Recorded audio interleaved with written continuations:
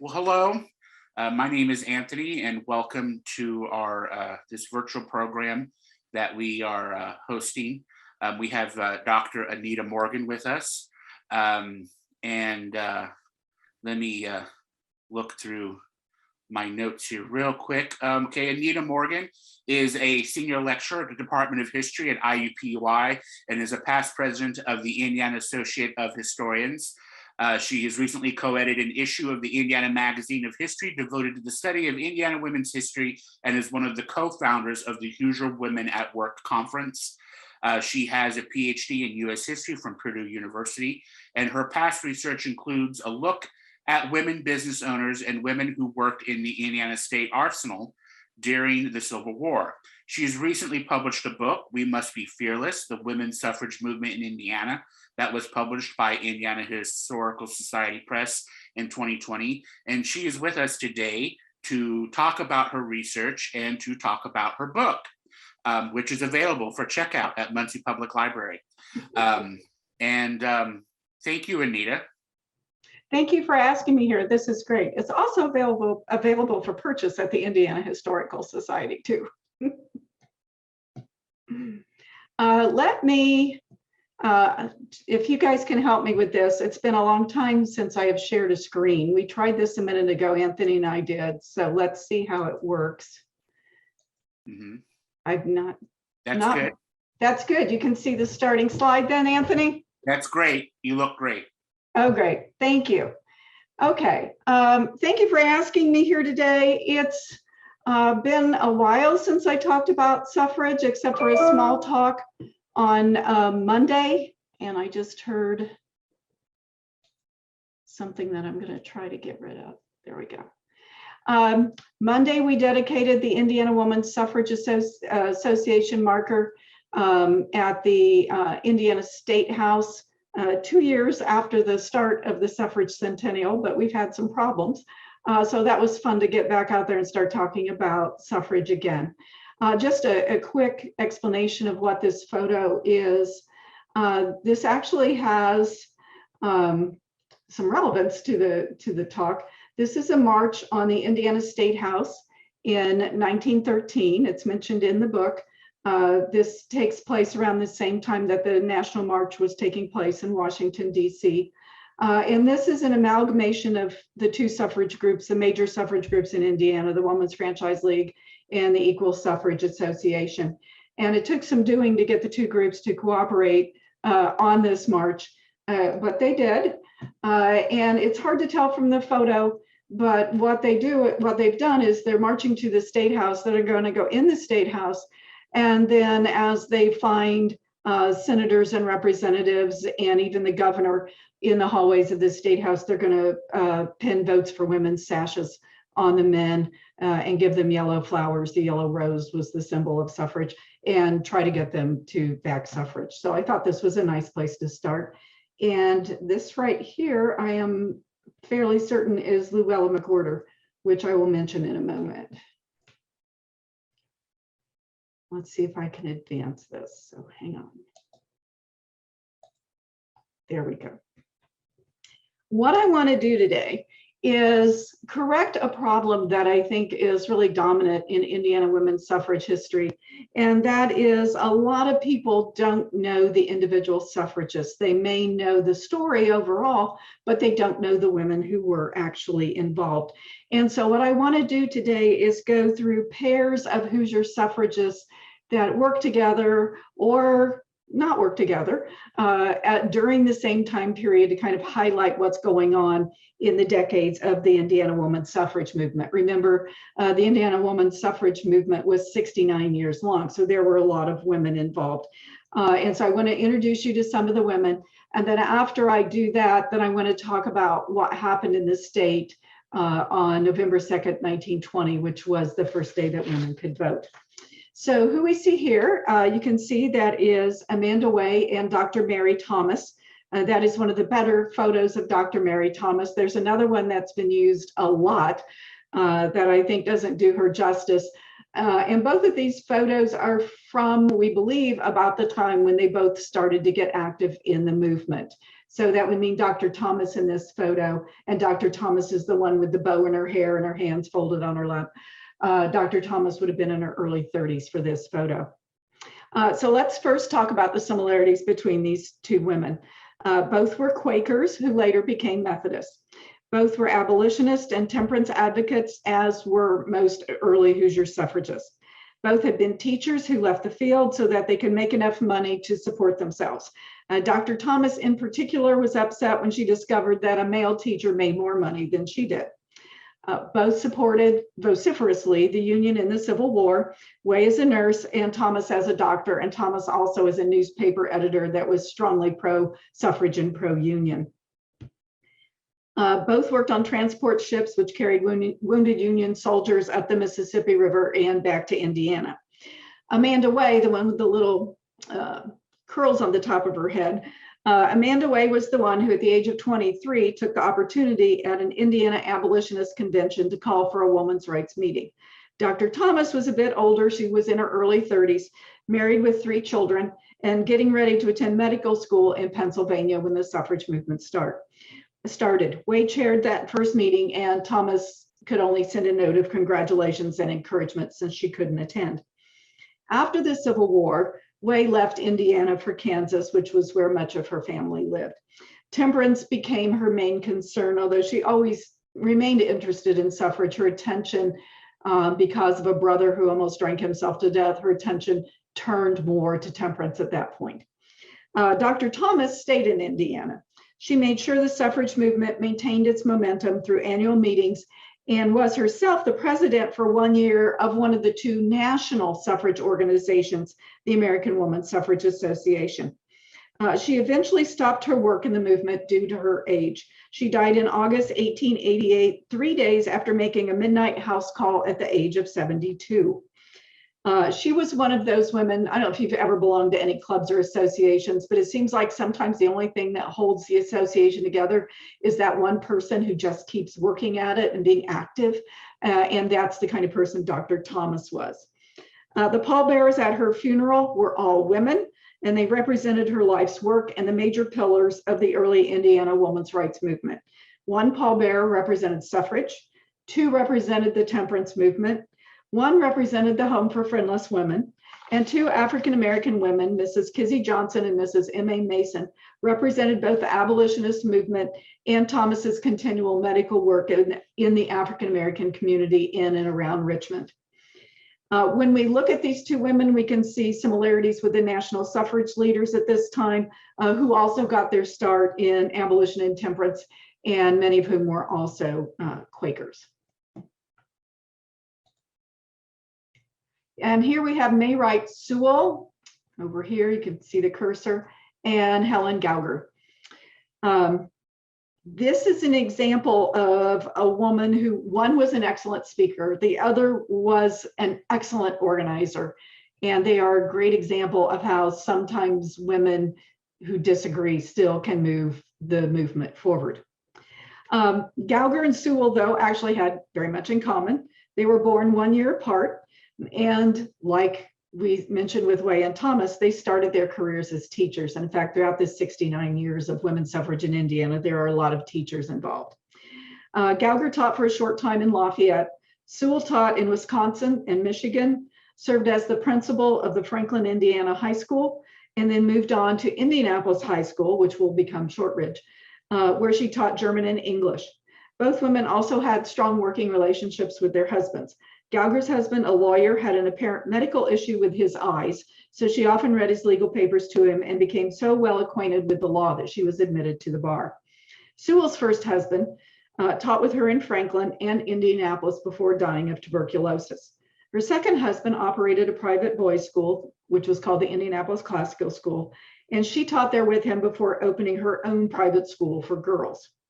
Neither couple had children. Gauger and Sewell both wrote for their local newspapers. The Indianapolis Times supported woman suffrage, and Sewell's column, which was called Woman's Work, appeared in its pages from 1881 to 1885.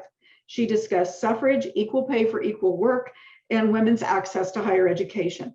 Gauger wrote a column for the Lafayette Daily Courier from 1878 to 1880. She eventually branched out into her own short-lived newspaper called Our Herald. They both belonged to the Indiana Woman Suffrage Association. For everything that they had in common, as you can see, it's a lot. They differed greatly in their approaches to gaining women's suffrage. Gauger embraced the Women's Christian Temperance Union and third-party politics. She lectured for the Populist Party with famed orator Mary Lease, and would embrace any party, sometimes Democrats, sometimes Republicans, sometimes populists, anybody that she thought would help with her cause. Sewall, on the other hand, steered clear of politics. In 1894, Gauger led women from all across Indiana in an attempt to vote, and herself sued Tippecanoe County officials when they denied her the right to vote. She argued her case before the state Supreme Court, but of course lost the case. Sewall, on the other hand, agreed with the National American Woman Suffrage Association, one of the two big suffrage groups in the nation. She agreed with them that while prohibition or temperance would be great to achieve, the vote was the more pressing concern, since all other reforms would more easily be achieved once the vote was in place. Therefore, Sewall did not embrace party politics or temperance work, and instead turned to organizing women on a large scale. Sewall was one of, if not the major driving force behind the creation of the National Council of Women and the International Council of Women. Sewall doesn't get the credit she deserves for that work, or for inadvertently paving the way for the creation, both in Indiana and the nation, of one of the largest training grounds for future suffragists, the General Federation of Women's Clubs. Women who were not quite ready to embrace suffrage, but wanted an outlet for their intellectual and creative endeavors, joined women's clubs. The clubs then slowly moved into community reform, such as placing libraries, art, and music classes in public schools, and the creation of our state park system. And through that, they learned the ins and outs of the legislative process. And many club women realized that their goals would be much more easily attained if they just had the vote. While both of these women had national and international reputations, the suffrage movement in Indiana did not make great progress during the time of their most intense activity. But both white and Black women's clubs trained the next generation of suffragists. So they didn't move the movement forward, but they did get women involved in thinking about, how can I be involved in my community? What can I do to make it a better place? And here we have Dr. Amelia Keller, which is here on the left, and Dr. Hannah Graham, where it's really hard to find a good picture of Dr. Graham, but here she is. She did a lot of work with local missions, working with homeless and things like that, and that's what this picture is from. Okay, what about these two women? Both were physicians. Dr. Keller was the first woman faculty member at the IU Medical School in Indianapolis, and there will be a historic marker dedicated to her in April. And Dr. Keller also did most of her practice focusing on women and children. Dr. Graham focused on abdominal surgery, and she also had a law degree. Both were daughters of immigrants. Dr. Keller's parents were German immigrants, and her father published German language newspapers in Ohio and Indiana. Dr. Graham's father was an English stonemason, and her mother was an Irish woman who'd worked as a seamstress and a domestic servant. The Grahams were Catholic, and Keller didn't seem to have a strong affiliation to any specific religion. These two did not always get along with each other, and that friction might have stemmed from their, again, different emphasis on ways to get the vote. Graham was better at grassroots activism. She was the first to reach out to labor unions, the first to reach out to socialists, and the first to reach out to African Americans. The public announcement of branch number 7, the first African American suffrage club in Indianapolis, met with a sharp and decidedly negative response from at least one person that Dr. Graham heard from. She received a letter from a supposed, and I say supposed because this person doesn't fit with what I've found with the rest of the suffrage in the state. She received a letter from a supposed woman suffrage advocate who declared she would pull her support if the plan for this African American suffrage club went through, stating, quote, "You will find that this move to secure more numbers by bringing in a Negro contingent will deter hundreds of self-respecting white people from supporting the cause and will disgust many that are already active in it." That was the person who was opposed to branch number 7. Graham responded, Is the suffrage movement to be placed on the pink tea basis? The suffrage movement is not a stepping stone to social distinction. It is a stepping stone to political emancipation. And this is a phrase that would have been common at the time, a pink tea movement or a pink tea basis. By the time we get to Dr. Keller and Dr. Graham, we're into the early 20th century. And in some circles, it's become fashionable to be a suffragist. Not so much that you want to march or that you want to lobby your state legislator, but you'll go out and wear your sash and you'll attend meetings and other important women are there. So it is like a social club more than a political movement. And she's saying that's not what we're here for. And of course, we know all about this exchange between Graham and this woman because Graham released the letter to the local newspaper. So she knew how to work the press. Dr. Keller's considerable skills were on display when she lobbied and worked with the political system. And that was her great skill. She understood lobbying. She understood how to get things done through politics. She distributed suffrage literature at the polls. She talked to men at local political meetings. She easily talked with legislators in the halls of the State House. And really, she seems at her most comfortable when she works within that political system. After she saw the wisdom of Graham's work with grassroots groups, though, Keller steered the Woman's Franchise League, which is the suffrage group she led, in that same direction as Graham's group, which was the Equal Suffrage Association, and started working with all sorts of people. And we're not sure why Keller did that, although her work at the more grassroots level seems to coincide with sort of not a disappearance of Graham, but sort of a fading into the background, like she wasn't interested anymore and she found other things to do. So she basically left the field wide open for Keller and the Women's Franchise League to step in. And we'll see new women's suffrage groups form under Keller's direction, including African-American women's groups. Keller and Graham cooperated with each other on that march that I showed you in that first slide that took place in 1913, but they just were never consistent about working together. The two groups never merged in spite of some serious arm twisting from the national. NASA, the National American Woman Suffrage Association, NASA's president, Carrie Chapman Catt, saw the benefits of merging the two groups with these leaders with two different skill sets, which would blend together to make a really nice group. But the Indianapolis women resisted. Mary Garrett Hay, Catt's partner and a Hoosier native, also tried to mediate between the two groups, but it didn't work. Both women, however, reconnected the Indiana suffrage movement with the state's Black women's activists, who I don't think they'd ever really forgotten, but they'd not reached out to, it appears, in a meaningful way since sometime in the 19th century, and I'll get to that more in a moment.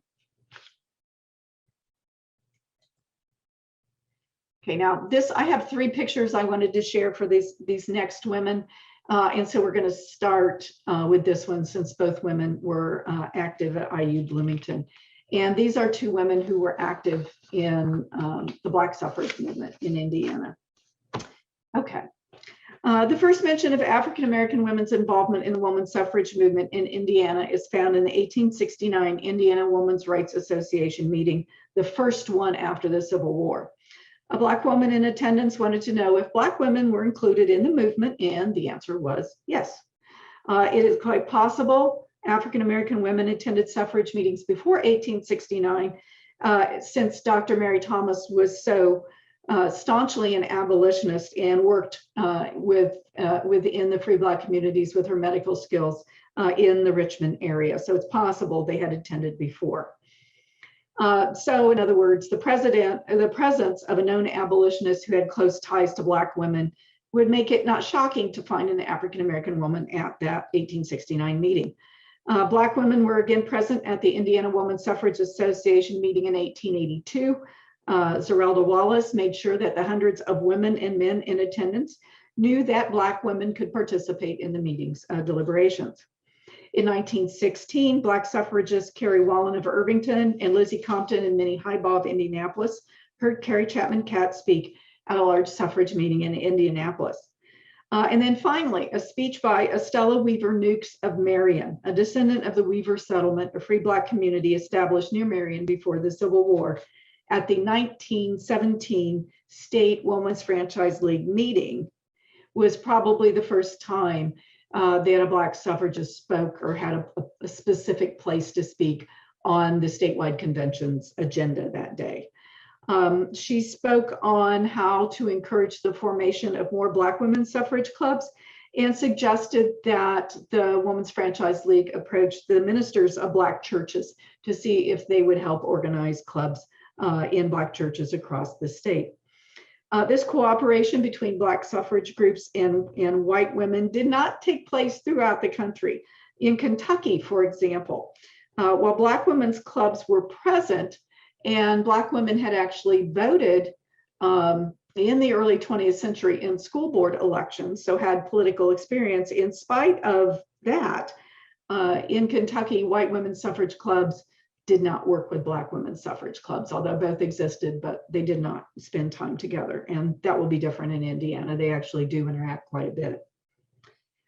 So let's look more closely at the two women who guided the Indianapolis Black women's suffrage movement, Carrie Barnes Ross and Frances Berry Costa. Again, they have some similarities. Both were born in Kentucky. Costa attended Berea College and was part of the last class of African Americans to graduate from there before it became a segregated school before it reintegrated in the 1960s. Carrie Ross attended Columbia Teachers College and taught at Tuskegee. When they moved to Indianapolis, both took jobs in the segregated elementary schools in Indianapolis. Both were in demand as speakers for public events, usually related to school, church, or civic events in the Black community in Indianapolis. Both attended events at IU Bloomington. In 1910, Costa visited IU Bloomington to speak at the Du Bois Club, which was a club for Black IU students, and she talked about short story writing. And in 1911, Carrie Barnes attended a house party at Kappa Alpha Psi, which is what this picture is. And this photo came to me from Carrie's granddaughter, Susan Ross, who is an activist in Atlanta, Georgia. And this is Carrie right here. That is not her child at this point. She was still single. But as somebody who works for IU, I thought it was interesting that both had ties to IU. And there is Carrie. Ross and Costa approached suffrage a little differently. Ross, who you see here, led a suffrage organization, branch number 7 of the Equal Suffrage Association, which I just mentioned. The first meeting was at Madam C.J. Walker's home. Ross also spoke at a meeting of labor unionists and socialists on the importance of women getting to vote, where she was the only woman speaker in addition to Dr. Graham. Ross's extensive work for suffrage in Indiana and in these grassroots groups was cut short when she married a Boston dentist and moved to Massachusetts. Once she was there, according to her granddaughter, she was involved with the NAACP, and in 1918, she tragically died 6 weeks following the birth of her only child, Hubert Barnes Ross. And we believe this was due to complications from the delivery. Madam Walker has letters about this in her collection at the Indiana Historical Society, and it looks like the delivery was difficult, and then unfortunately she will die.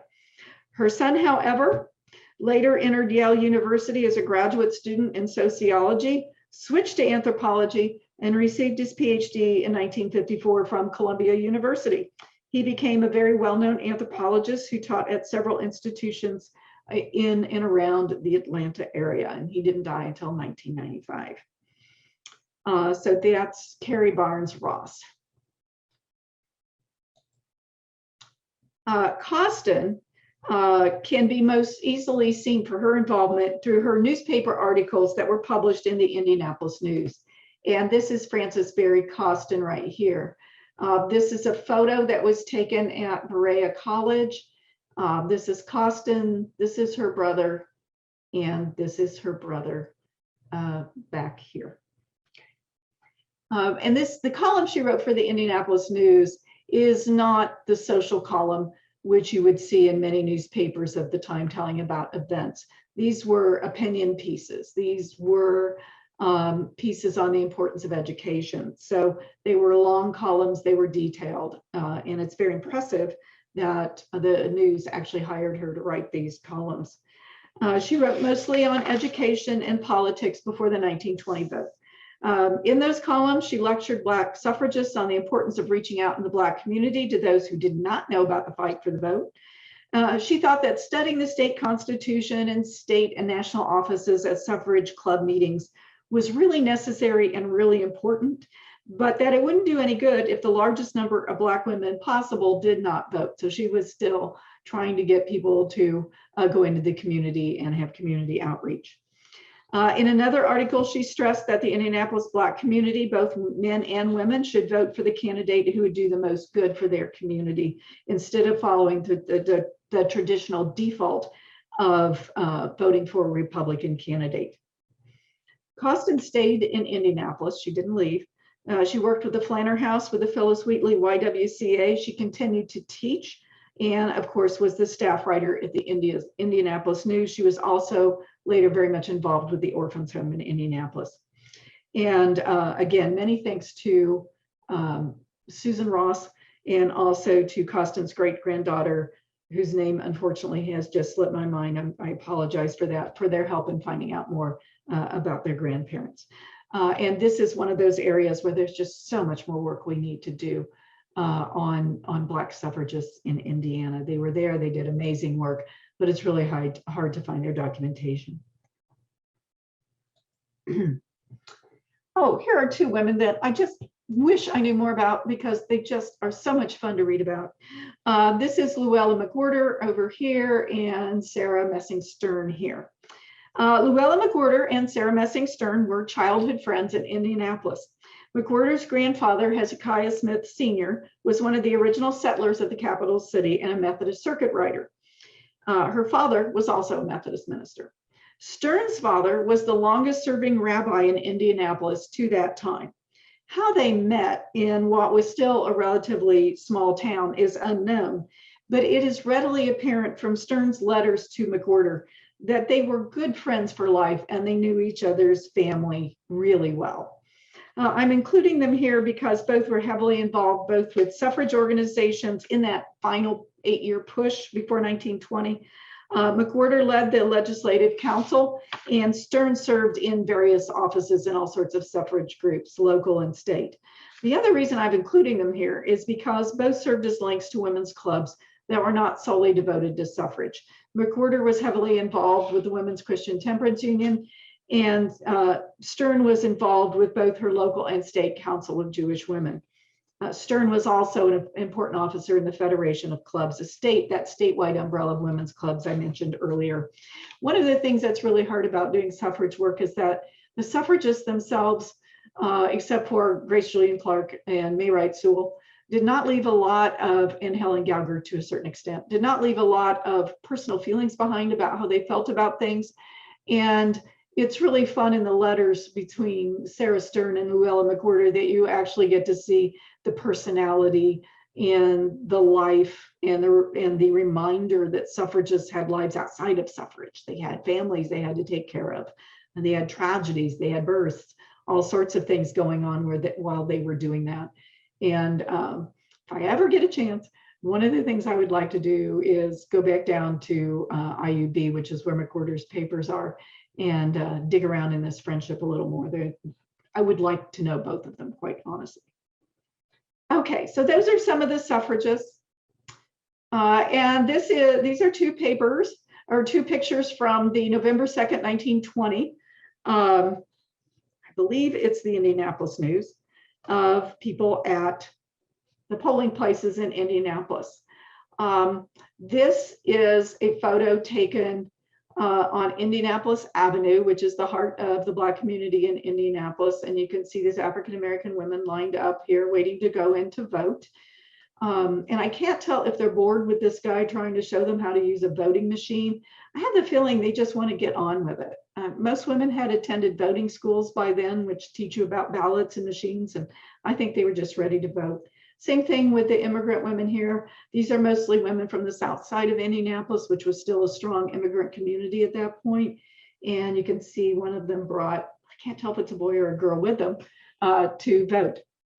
So what did happen when women got the vote? Some states did not open voter registration after the 19th Amendment was signed, sealed, and ratified on August 26, 1920. So in some states, women didn't vote, although current research shows that if local election officials kind of gave a nudge and a wink and said, sure, go vote, some women might have voted in those states. In states that suppressed voting by Black men, Black women's votes were also suppressed, but again, not entirely. If we look at a state like Georgia, you can find various places around the state of Georgia where Black women were able to vote. In some states, women had already been voting for a long time. So for example, all women, including Black women, had been voting in Colorado since the passage of its Woman Suffrage Amendment in 1893. So you can't really make a blanket statement about who could vote and who couldn't vote across the US because of, state and local voting regulations. So it just varied. We do know, certainly though, that American Indian women could not vote until 1924, and some could not vote until much later in 1950s and 1960s. That's a whole other story. Women of Chinese ancestry could not vote until 1943 because of the Chinese Exclusion Act of 1882. I'm often asked if women had trouble at the polling places that first day. Polling places had a reputation of being rough and tumble before 1920. So for an example, in Indianapolis in 1914, there had been a lot of problems on voting day, including Dr. Keller and Luella McWhorter being hassled by the police as they tried to hand out suffrage literature. In African-American wards in Indianapolis that same year, the Democrats were so afraid of losing the election that Black registrations were challenged or thrown out. Black men were timed once they were trying to vote, and police were stationed outside the polling places as a sign to, don't even try it. The situation was so bad that the politicians behind the harassment were charged with conspiracy to prevent voting, but were later found not guilty in 1918. Note, however, that 1914 is the beginning of the creation of Black women's suffrage clubs. So they knew there were problems at polling places, especially in Indianapolis, but they persisted and decided that they were going to work for suffrage anyway. In a recent book, Christine Wolbrecht, who's at Notre Dame, and Kevin Corder stated that where voter registration was easy and contests were competitive, women turned out to vote in large numbers in 1920, and that is true for Indiana. Unfortunately, official voting records are impossible to find. Fortunately, we have newspaper reports that tell us what happened. Two newspapers in particular, the Indianapolis News and the Indianapolis Star, reporting on locations from around the state, are a wonderful source. Registration in 1920 was super easy. September 4th and October 4th were set aside for registration. You picked up your registration form at the local drugstore, filled it out, and turned it in at your precinct on one of those 2 days. If you couldn't get there yourself, all it took was for two of your neighbors to sign that said that you were who you were, and they could turn in the form for you, or you could have a notary come to your house and notarize your form, and the notary would turn it in for you. So it was actually very easy. Registration sites were open from 8 a.m. to 9 p.m. Everyone was encouraged to register on the first day so that precincts would have time to bring in more voting machines or paper ballots based on the numbers. Women were reminded to use their name and not their husband's names when they registered, so Mary Smith, not Mrs. John Smith, and to remember to complete their age on the form, and there were some women who did not want to do that. There was even a telephone bank opened up so you could double check where you could register. Registration was like a really big deal on those 2 days. Sometimes entire families went to the precincts so the women could register together. It was a big family outing. Many suffragists who had cars spent the day chauffeuring people back and forth so they could turn in their forms. In some places, when the precincts opened up, you'd see women in their 80s and 90s who'd been dying to vote being the first in line so they could register. One 95-year-old woman declared that she hoped she didn't die before the November election because she wanted to vote so badly. Another woman said she wanted to vote because she wanted to nullify her husband's vote. In Richmond, Indiana, a woman who had been enslaved, a former slave, was allowed to register to vote even though she didn't know her age. So they said, fine, we'll do that anyway. Women also were allowed to serve as registration officials. Between the first day of registration and the second, both parties distributed more registration forms, and it was a big turnout on the second day of registration as well. Precincts in Miami County closed at noon because they believed all eligible voters had already registered to vote by then. In Marion County, around 170,000 men and women registered to vote.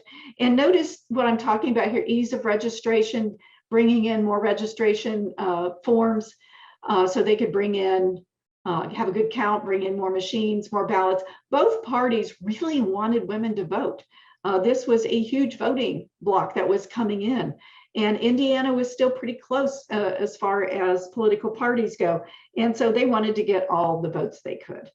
November 2nd was cold and wet, depending on where you were, but across the state, most women had voted by noon. They just got up and they went and voted. In Marion County, we think that less than 5,000 of the 76,000 women who registered to vote did not vote. And nearly 100% of the women in Warsaw and South Bend voted.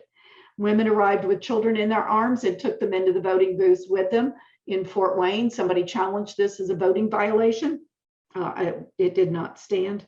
And as you can see from the photo in other places, women just brought their children with them and they'd hand them off to a poll worker and then they would go in and vote. What about, one of the things that always has amazed me as I've talked about this is that people think that Black women in Indiana didn't vote on November 2nd, 1920, and yes, they did. Marion County reported a heavy turnout of both Black men and women at the polls in Indianapolis. In South Bend, one poll official challenged Black registrations and prevented men and women from voting until the sheriff arrived, when it was suddenly, and I'm being somewhat sarcastic, suddenly discovered that the registrations were indeed valid. We don't know what happened at all polling places, but the newspapers do not report a lot of challenges like what happened in South Bend. Both parties really wanted those new votes. And the Indianapolis Times reports that the Republican candidates got as many votes as they did, in part because of Black women voting for the Republican ticket. We don't still know a lot about voting for anybody really at this point. We do know that in 1920, Black women in the 1920s, Black women shift their allegiance from the Republicans to the Democrats because of the way the Ku Klux Klan had infiltrated the Republican Party in the state. And the Indianapolis newspapers seem to think that they were decisive in some Democratic victories, but of course, it's really hard to tell for sure if that was true. There's so much more I could say, but I want to stop there because I've been going on way too long. Let me stop sharing my screen and please ask me questions. I would love to answer them.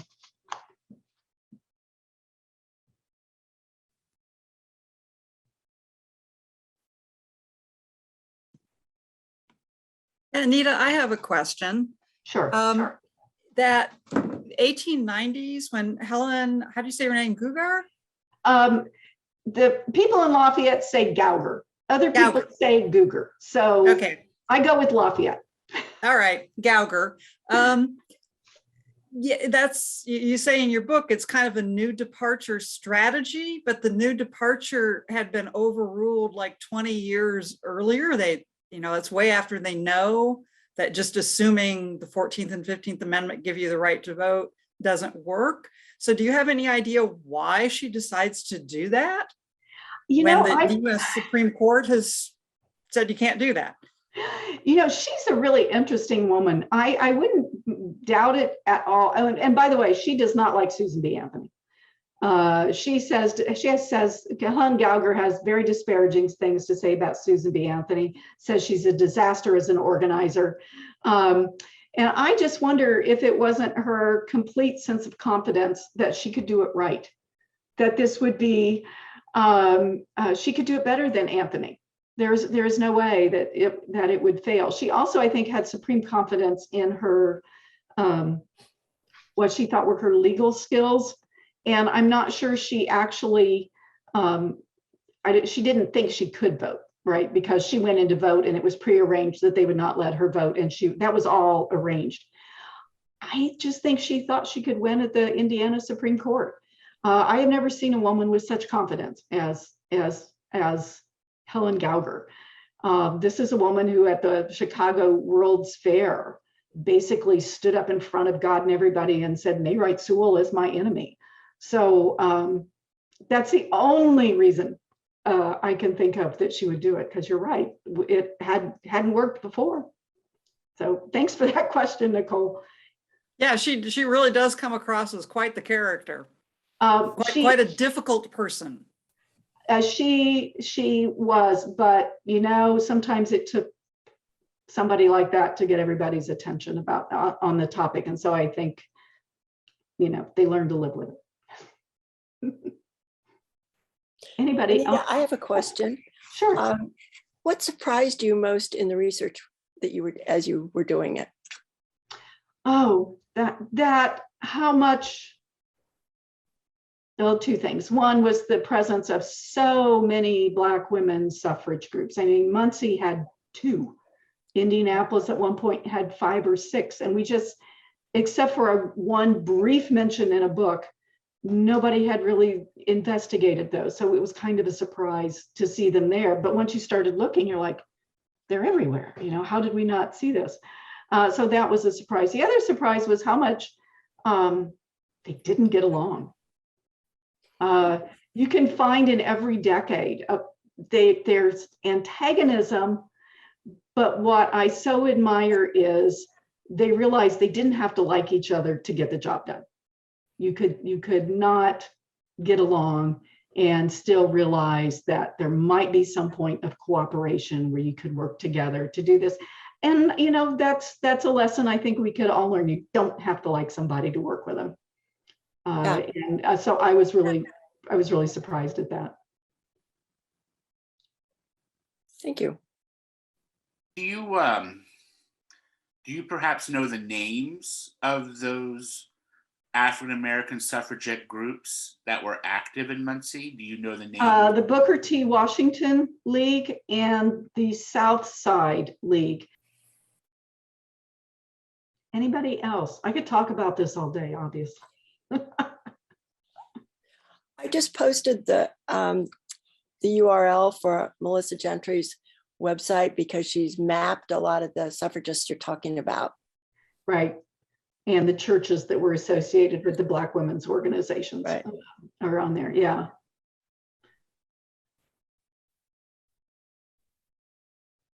That's one of the nice things that's really come out of this research is we know so much more about women across the state because it was there was a reason. That's the thing where you'd have the anniversaries and commemorations for 100 years of this and whatever.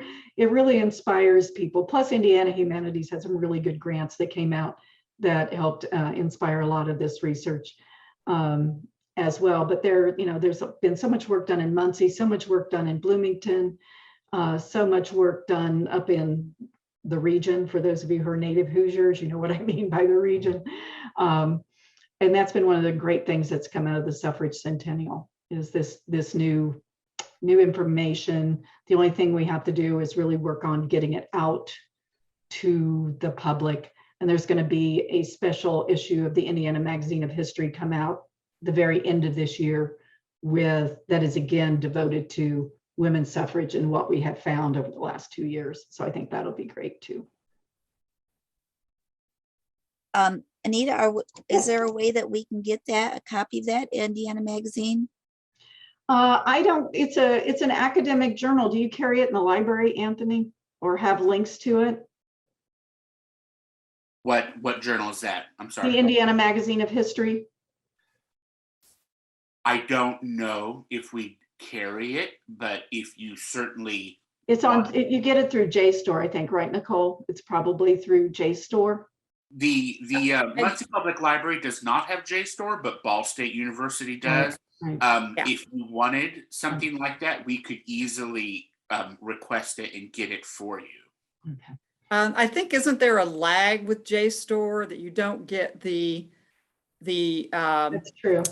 Right. issues that come out. And Right. I do not know whether Ball State is continuing to carry the paper copies of the IMH, because one of the library has been through, Bracken Library has been through waves of budget cuts. And one of the things you do is you no longer get the paper copies because we got them through the databases.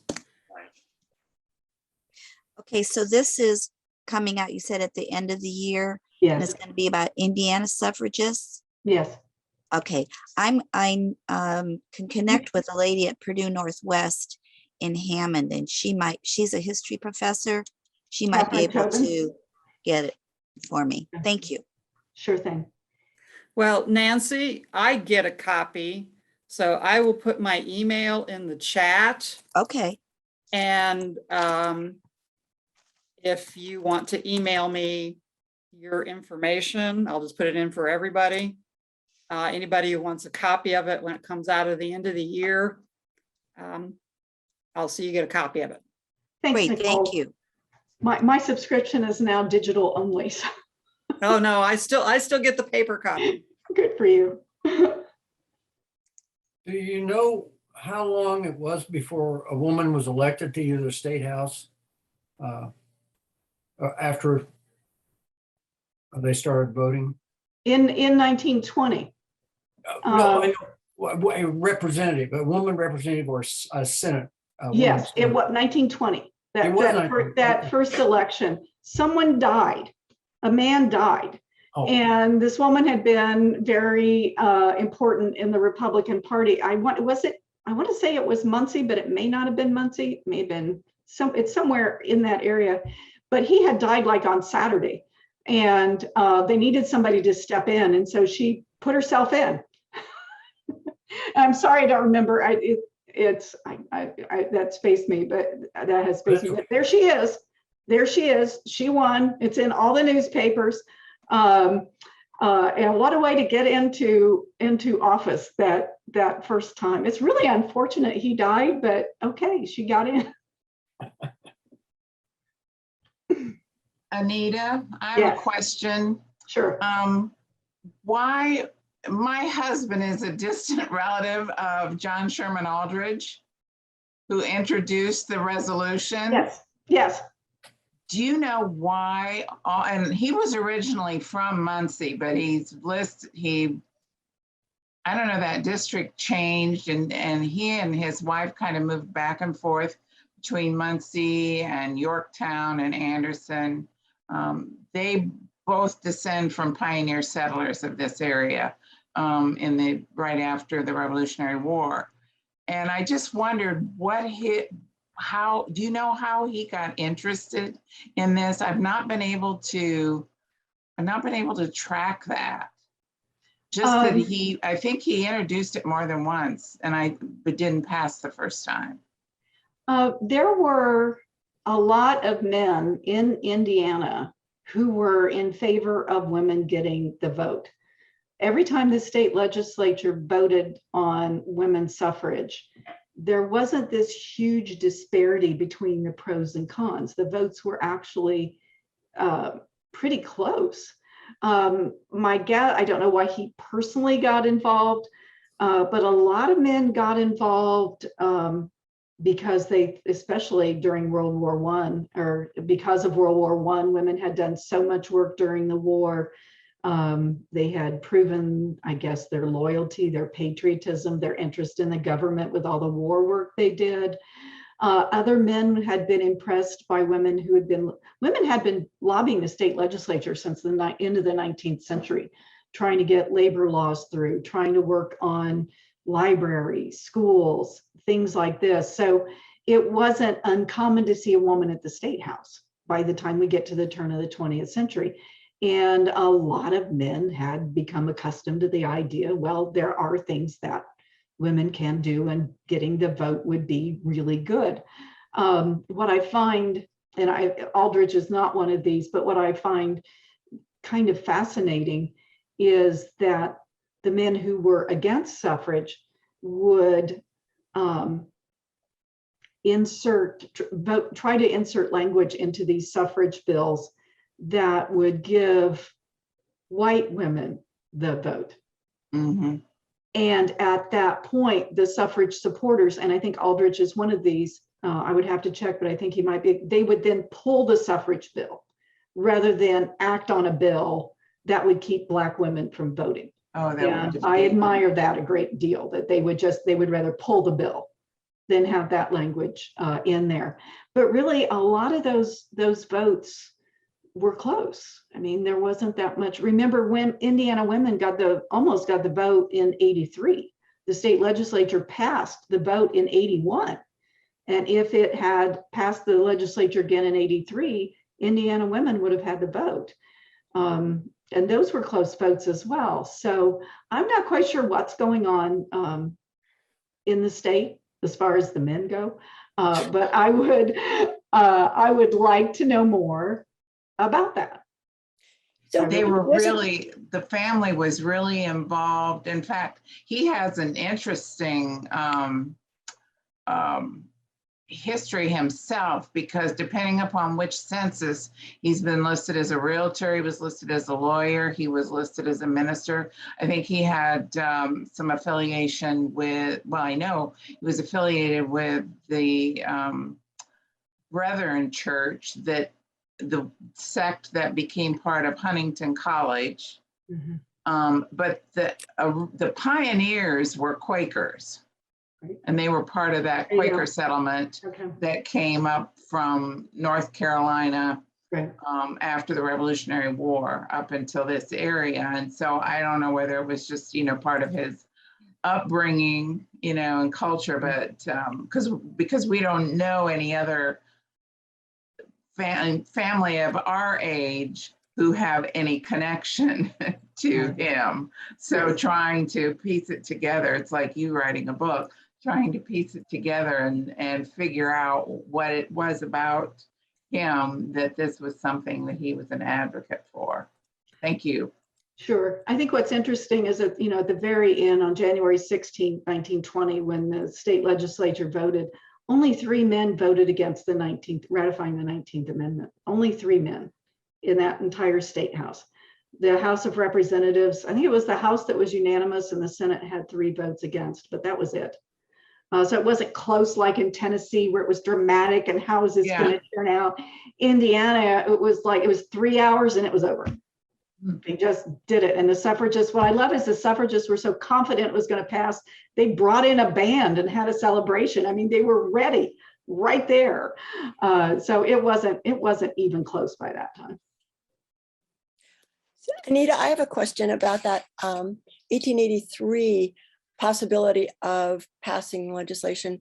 Wasn't the problem that they couldn't find a record of the 1881 bill? Supposedly, yes. Oh, maybe not. Okay, fine. No, I think it was either they couldn't find the record, or the record was never written, or it was excised.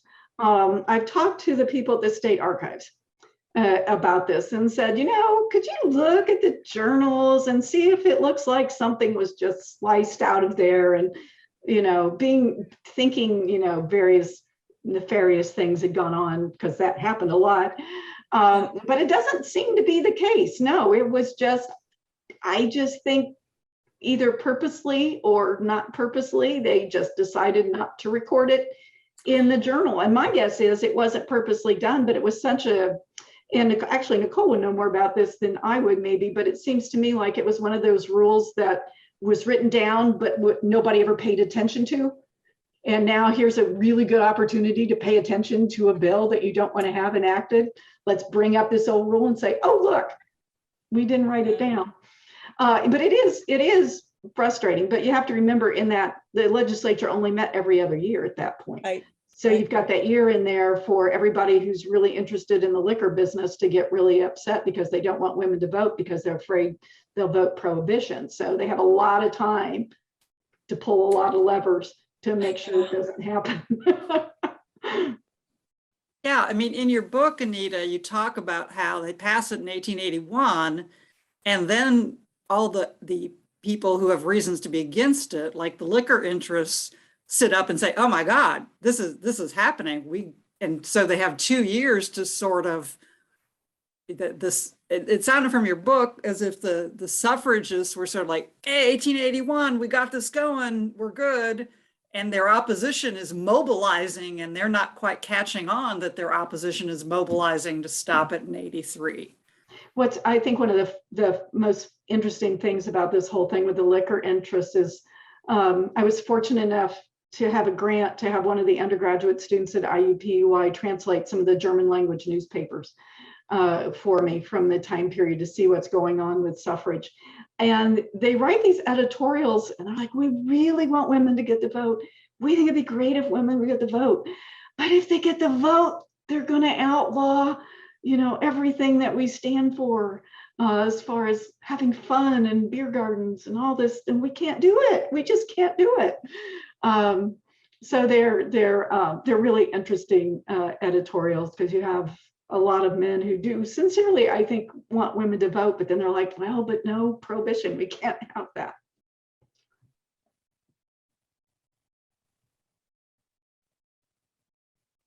Thanks for the good questions, everybody. This is the most fun I've had talking about suffrage for a while. Anybody else?